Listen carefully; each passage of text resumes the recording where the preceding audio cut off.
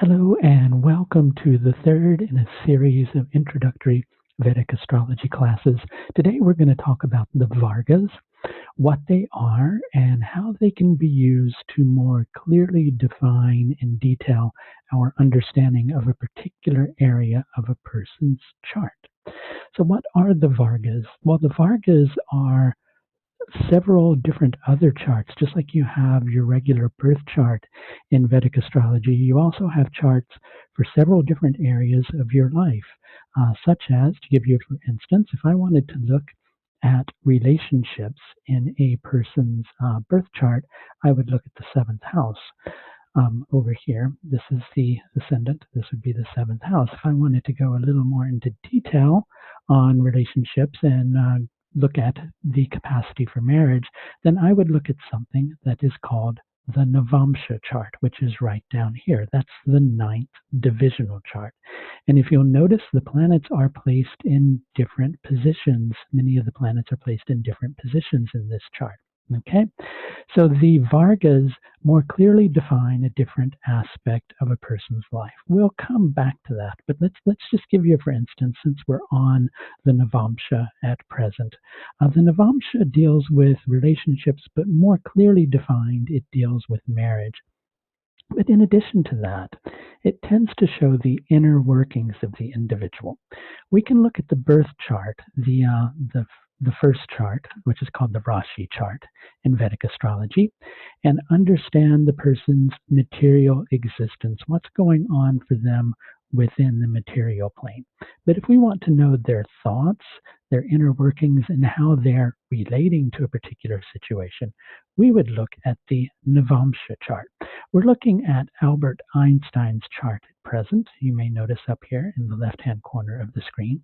And if you watched the last class on the lunar mansions or nakshatras, we were talking about Albert Einstein's Mercury and how it's placed in Uttara Bhadrapada. And let's go a little more deeply with this. Uttara Bhadrapada, as we were touching on before, relates to that aspect of the unknown that when it comes into our realm of consciousness, completely shatters every paradigm or thought, concept, or belief that we may have had. It's a very profound energy, Uttara Bhadrapada is.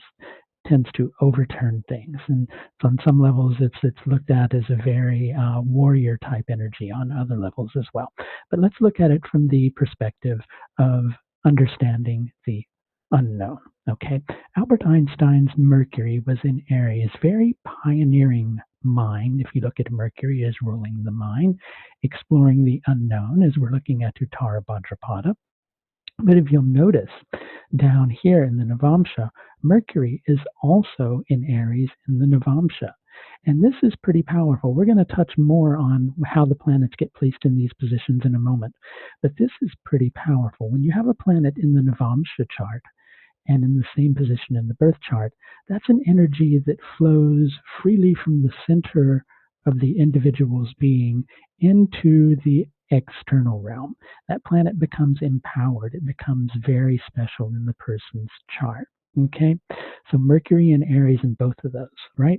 But we can also take a look at this, and we'll look at the south node, Ketu, which is in Ashleisha. Interestingly enough, Ashleisha is also ruled by Mercury, so this is very powerful as well, too. Ashleisha is serpent wisdom. I'm just going to touch on these briefly.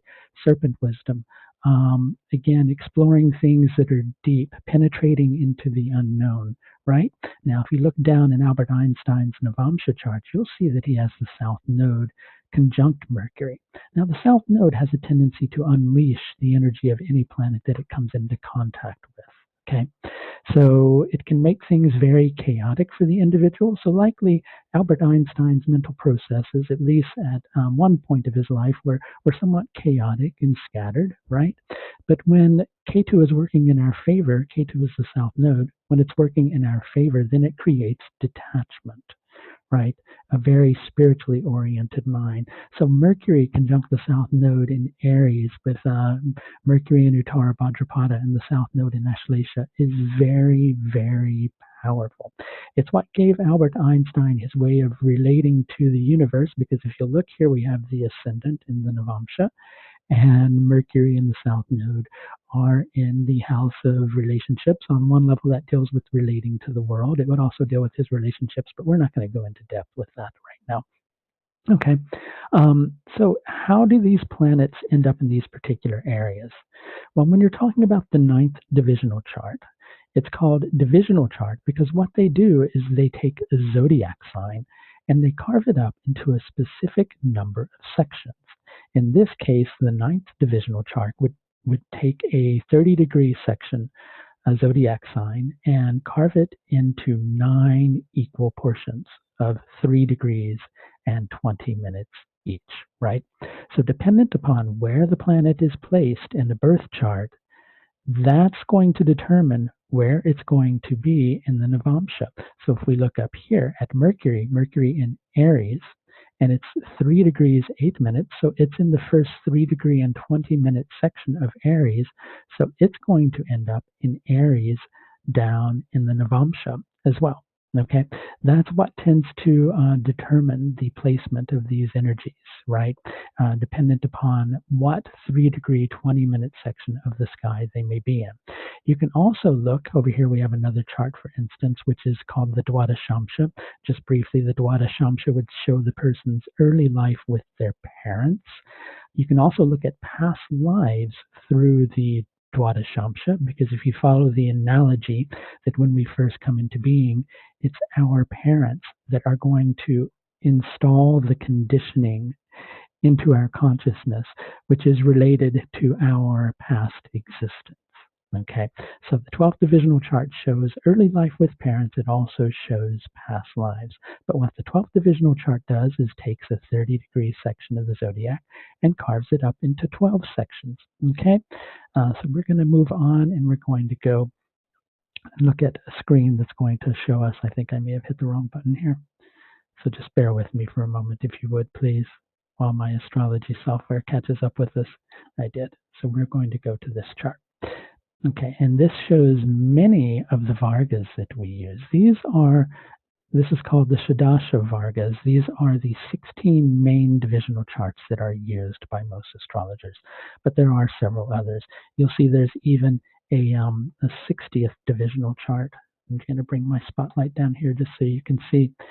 So basically, the more precise a birth time you can have, the more precise you're going to be able to get with some of these smaller charts. By the time you get to the Shastiyamsha, planets can change positions with, in a very short period of time. So the more precise a birth time you have, the better. But any good Vedic astrologer would be able to rectify your birth time in order to use it in some of these smaller charts. But most astrologers tend to work with, for the main, with the navamsha, occasionally the dashamsha, which you can look at the career with that, the dwadashamsha. If they're wanting to understand relationships, they'd look at the ninth divisional chart, which is more related to marriage, and they'd look at the seventh divisional chart, which is going to show the happiness of the relationship, what the two individuals can tend to create with each other, right? These are just a few of the Vargas. So the Vargas help to fine-tune a specific area of a person's life in order to give a greater understanding to the astrologer of what's going on. Okay, that's going to do it for our discussion of the Vargas. This is just an initial discussion of the Vargas. We're going to get into a more in-depth discussion of them when we do a class on the Vargas. If you haven't subscribed to my YouTube page, you might consider doing so already. You'll receive regular notifications when I do a new class or when I release any video, because I also do weekly aspect videos. In addition to that, I do monthly video horoscopes. I should say I do weekly video forecasts. Sometimes I do a weekly aspect video when there's time to do so, because there's not always time. But the videos are updated at least once a week with either a class, a weekly video forecast, a new or full moon video, and these all get placed on my YouTube page. I also do an in-depth Vedic astrology course that allows you to interact with me in the same manner that we're doing right now, as I teach you more deeply the main points of Vedic astrology. We can go a lot more into depth with that, because I'm certain everyone will have questions as they're learning along their journey through Vedic astrology. That's going to do it for this class. Until next class, I do hope that you'll take very good care of yourself.